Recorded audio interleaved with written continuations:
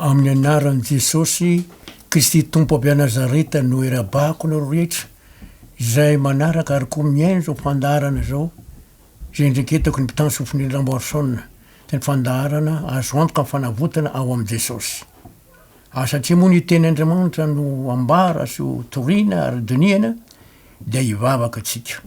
Misotranao zahay Andriamanitra mpatanterana zao fotoana izao, ady misotranao ny amindra olona maro zay miaino sy manaraka zany naiza misy azy eran'izao tontolo zao. Fahasavanao hiasa mahery am'izy ireo ary mba hampafantatra azy ny sitraponao sy ny teninao. Dia ho anao ny dera, ho anao ny saotra anao amboninahitra Andriamanitra, amin'ny anaran'i Jesosy Tompo, saotra Andriamanitra, amen, alleluia. Zao ndray tsika dia andiniky ny amin'ny hoe ahoana ny amindra olona maty. Satria betsaka zany mieritreritra fa hoe rehefa maty ny olona, dia na izy lasa avy dia lasa ny an-danitra, na lasa makany amin'ny helo ny foanahany. Ary ny sasatra koa dia hoe tsy fantatra intsony zay momba an'izany. Ka dia jerentsika aloha ahoana ny fomba namoron'Andriamanitra ny olona araka ny voalaza ny Genesis toko voalohany. Dia zao voalaza satria Andriamanitra mihitsy no namorona antsika taranak'olombelona ary Adama no voalohany. Teny Genesis toko voalohany andininy eny am'roapolo sy ny fito am'roapolo aminaran'i Jesosy. Ary Andriamanitra nanao hoe andeha isika amorona olona tahaka ny endritsika araky ny fahendrentsika, ary aoka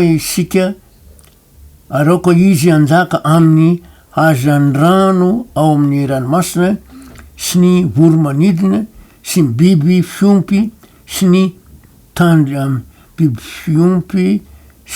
rehetra ary ny biby rehetra zay mandadina mikisaka amin'ny tany. Ary Andriamanitra nahary ny olona tahaka ny endriny, tahaka ny endrik'Andriamanitra namoronany azy, lasy vavy namoronany azy. Namorona olona tahaka ny endriny Andriamanitra, ary ny fonony tsy ho faty satria ho tahaka an'Andriamanitra. Zay zany zavatra nitranga. Raha vakitsika ny Genesis toko faharoa andininy fahafito, dia misy teny hoe avovitany namoronana avy Andriamanitra ny olona, ary no fonony fofinaina mahaverina ny vavony dia tonga olombelona izy. Loa tsara fa tany zany tsika olombelona, vovitany, dia fofon'Andriamanitra fofinaina mahavelona dia velona. Any andininy fito amby folo dia misy hoe fa ny azo fihinana ny tsara sy ny ratsy dia aza, fa ny azo fihinana fahalalana ny tsara sy ny ratsy dia aza hinanana, fa amin'ny andro hinananareo azy ho fadiko ianareo. Misy hazo ny fon'Andriamanitra atao voan'ny sa, azo fahalalana ny ratsy ny tsara, dia tsy azo hohanina mihitsy zany izy io araky ny tenin'Andriamanitra. Raha vakitsika ny Ezekela 8:10 dia misy fanambarana toy izao. Ezekela 8:3 vakitsika amin'ny anaran'i Jesosy manao hoe moa sitrako akory va ny fahafatesan'ny ratsy fanahy hoy avy Tompo, fa tsy nialany amin'ny alehany mba ho velona izy. Sitrak'Andriamanitra mihitsy ny fahafatesan'ny ratsy fanahy. Ary namafisiny zany eo amin'ny 9:30 kanao hoe ka sitrako ny fahafatesan'izay maty hoy avy Tompo, ko mbebana mba ho velona. Ary zay nanomezan'Andriamanitra ny Jesosy ho mpamonjy zao tontolo zao, mba ho velona indray ny olona rehefa tonga ny fibebana, rehefa mino an Jesosy. Rehefa tonga ny fotoana zay ananganana iverenan'i Jesosy ty dia atsangany amin'ny maty. Ao ny Romanina toko 9:3 dia misy teny toy izao vakitsika amin'ny anaran'i Jesosy. Romanina toko 9:3 fa fatesany tambon'ny ota ary fiainana mandrakizay no famezam-pahasoavana avy amin'Andriamanitra ao am' Kristy Jesosy tompontsika. Loa tsara zany fa vokatry ny fahotana dia fahafatesana. Ka nomen'Andriamanitra Jesosy mba hanome fiainana, mba namaty ara le olona dia ho velona indray rehefa tonga ny fotoana zay iveren'i Jesosy eny amin'ireo lanitra. Ao amin'ny Korintiana 1:10 dia misy fanambarana toy izao. Korintiana 1:10 andininy 9:20 Okitsika minaran'i Jesosy zany manao hoe Korintiana voalohany toko 10 ny 9 ny fahafatesana no fahavalo farany ho resena. Ny fahafatesana de fahavalon'Andriamanitra, fahavalon'olombelona. Ary raha vao marary ny olona de mitsabo tena aingana satria fahavalo. Ary misy olona mety ahitra amin'i Jesosy ka raha marary izy de Jesosy no antenainy manasitra anazy satria Jesosy tsy mbola miova omaly an'io mandrakizay. Ary zay finoana zay ny tena zavatra tsara indrindra. Ary raha maty aza azon'i Jesosy ataony manankana satria Jesosy Kristy zao ny tenin'i Jesosy eo amin'ny Mateo 10. Mateo 10 ny 7-8 ny anaran'i Jesosy manao hoe ary raha mandeha nareo de mitorio hoe efa mbiakaiky ny fanjakan'ny lanitra. Sitrano marary atsanganony maty diovo miboka avoainy demia fa nahazo maimpona reo ko manomeza maimpoana. Ho an'ny olona mpitory zay ny afatr'Andriamanitra tenin'i Jesosy sitrano le marary raha misy maty atsangano tsy milaza hoe atsangana maty olo ny rehetrarehetra fa rehefa atao izy ka rehefa sitrapon'Andriamanitra ny avelan'le olona dia mitsangana izy. Zay ny fanambaranay taminay teto nisy njoro avolombelona teo te maty ny zanany de mivavaka izy ndroana tamin'ny Jesosy mifanahy fahafatesa de vela le zaza. Eo fa eo amin'ny 12 ao zany ny olona maty vao aingana tantsiro de zaza 10 taona maty de mpitandro rabena solonay Jean Paul ny tany ndroany fanahy fahafatesana velona le zaza. Saotra n'Andriamanitra noho zany fahasoavana izany satria Jesosy tsy miova omaly an'io ary mandrakizay araka ny voalazany Hebreo 13 andininy 15. Zao ny voalaza ao amin'ny Hebreo 13 andininy 15 amin'ny anaran'i Jesosy. Jesosy Kristy no tsy miova omaly an'io ary mandrakizay. Tena zava-dehibe tokoa zany. Ary ny tenin'Andriamanitra amin'ny Korintiana voalohany 10. Korintiana voalohany 10 andininy 4. Fahafatesika teo hoe fahafatesana fahavalo farany ho resena. Fahavalo tena ho resena iadivana mihitsy ny fahafatesana. Ary raha marary ny olona de fa mitsabo tena, mikarakara tena. Betsaka ny miazakazaky makany amin'ny dokotera, misy ony makany amin'ny mpanao ody gasy reny. Ho an'ny olona de tena miorona, mivavaka, mba sitrana noho ny anaratsotsy hoe misy marary ve onareo aoko izy apakany lolo ny fiangonana. Aloka anositra dililo azy amin'aran'ny tompo sady vavaka eo aminy. Fa mivavaka ny fona de amonjay marary. Raha nanota izy de avelany hely voalaza ao amin'ny Jakobo zany. Misy mantsy mety tsy malala an'izay. Fa laonay vakina mihitsy Jakobo 10. Jakobo 10:4-10 amin'ny anaran'i Jesosy manao hoe misy marary va eo aminareo aoko izy apakany lolo ny fiangonana. Aroka anositra dililo azy amin'aran'ny tompo sady vavaka eo aminy. Any fivavaky ny fona de amonjay marary. Fa ny tompo nangana azy ary raha nanota izy de avelany heliny. Jakobo 10 andiny 4 sy ny 5. Tendrimoanitra ao namarina ny amin'ny maty raha vakitsika mpitoro teny. Mpitoro teny 7 andiny 7 hoy ny tenin'Andriamanitra. Zao no fahoriana am'izay rehetra atao ety ambany masoandro. Zavatra iray ihany no manjo ny olombelona rehetra sady feno ratsy ny feno fon'ny zanak'olombelona ka fahadalana no ao ampony amin'ny andro iainany ary no ny afaka zany de hoany amin'ny maty izy. Zanak'olombelona zany dia fahoriana fijaliana ety ambonin'ny tany. Ary araka zany teny zany tena mampalahelo zanak'olombelona amin'ity mpitoro teny 7 andininy 7 ty. Zao ny fahoriana amin'ny zay rehetra atao aty ambany masoandro. Zavatra iray ihany no manjo ny olombelona rehetra sady fiaino ratsy ny fon'ny zanak'olombelona ka fahadalana no ao ampony amin'ny amin'ny andro iainany ary noho ny afaka zany de hoany amin'ny maty izy sa tsy mandalo any amin'ny fahafatesana ny olona ny efarany zay zany ny tenin'Andriamanitra raha vakitsika ihany ny porotoroteny toko sivy andiny efatra ka hatramin'ny fahenina de misy teny toy zao fa zay rehetra isan'ny velona de mbola antenaina fo ny amboa velona ny tsara noho ny liona maty zany hoe raha mbola velo zany de misy antenaina afaka mibebaka afaka mifolondrandra mivavaka amin'Andriamanitra toy zay atsika ny andininy fahadimy ho fantatry ny velona fa ho faty izy fa ny maty kosa tsy mahalala na ino na ino tsy manana voalim-pitintsony izy fa adino ny fahatserovana azy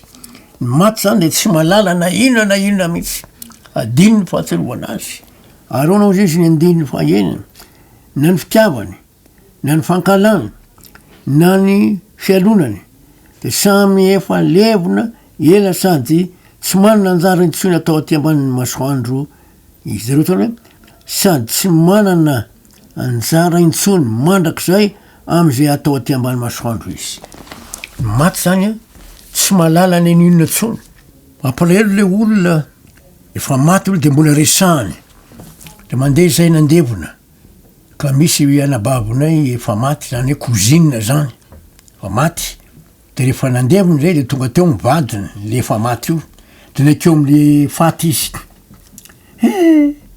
majerijereo ny zanatsika aiza moa jerijeny olona maty ve afaky ijerijery le zanaka de nampalaepanaky am'le zanany zareo de tena be no nandehany amitsisy maty ve afaky ijerijery ka raha afaka njerijery ny maty iza no faty eo tsony fahadalana be zany de tsy hita moa zy ilazana azy fa izay ny nanaovany azy ary za mihitsy ny naheno teo am'le fatyny vadiny izy ny teny manginginy zay le zao mba jerijereo zanakitsika ohatra to za leranga tiako tyanao kolona matyko resany hoe mba jerijereo ka raha navita zavatra ve ny maty inona io fatifaty zany be ny olona ary zay natonga man'Andriamanitra ny teny hoe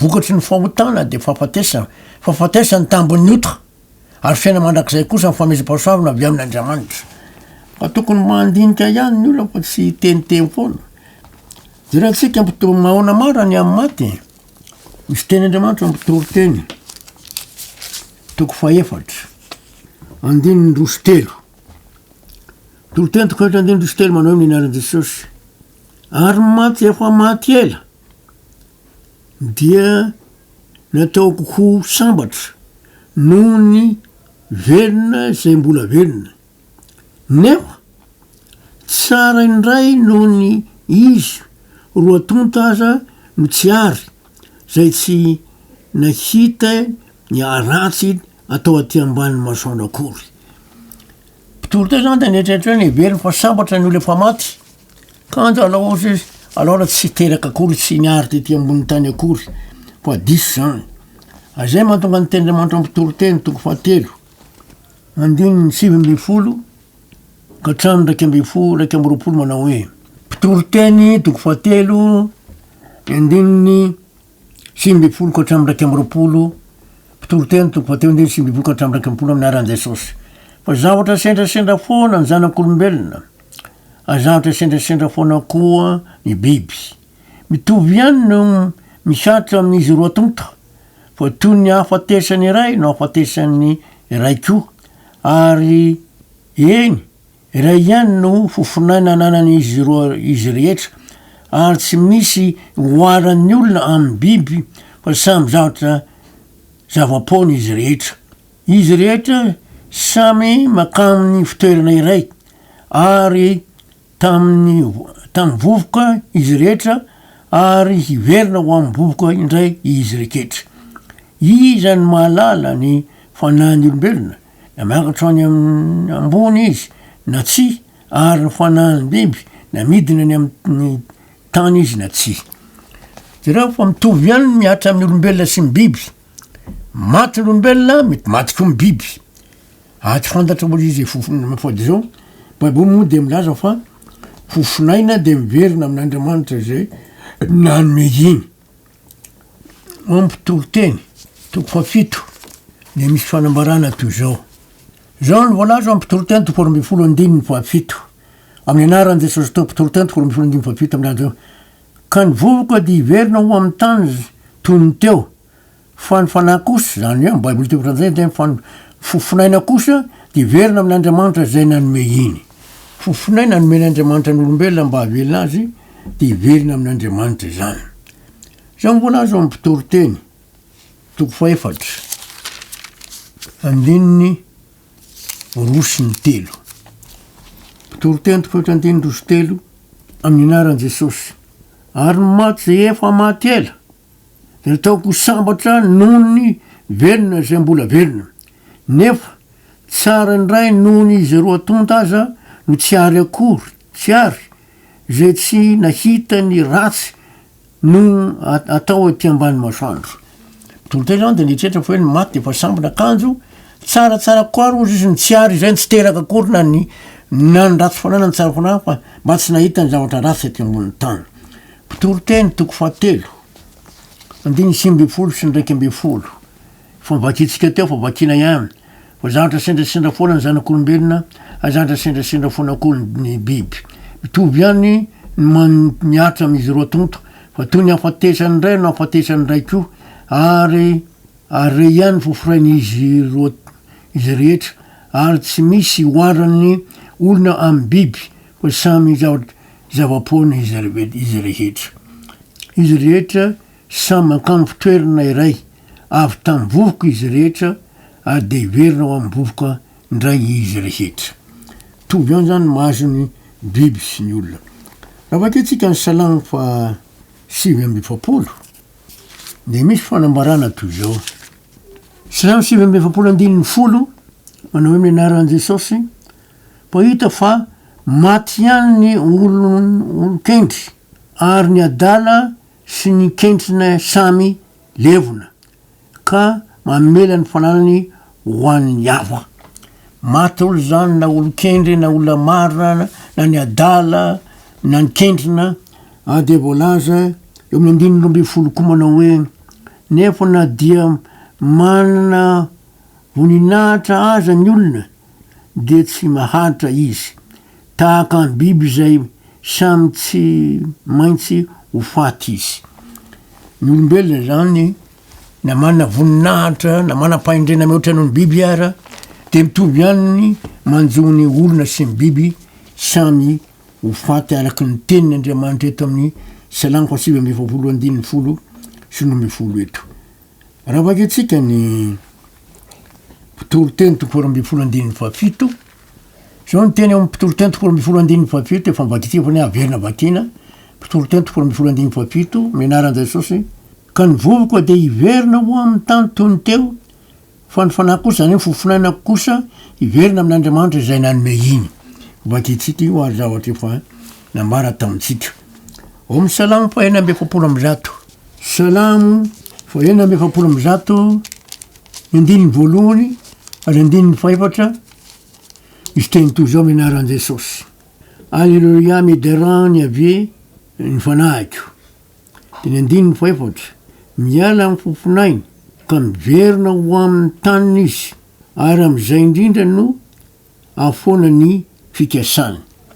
Ny olombelona zany rehefa maty, nanana fikasany izy, zavatra tsara, kanefa rehefa maty izy de tapitra teo ny fikasany zay efa vitany de vitany, fa ny fikasany saika-mbola ataony rehefa maty izy de tsy vita tsony, fa namany efa maty izy.